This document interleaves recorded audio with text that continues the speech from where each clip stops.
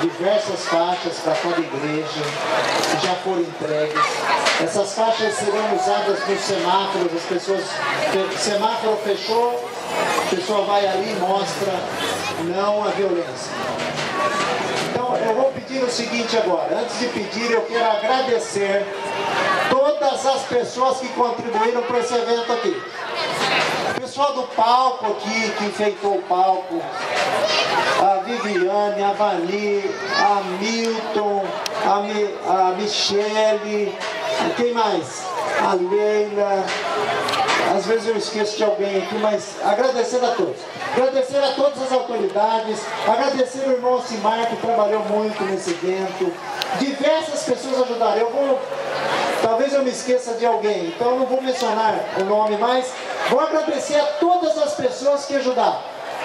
Muito obrigado a todos, que o nome de Deus seja louvado.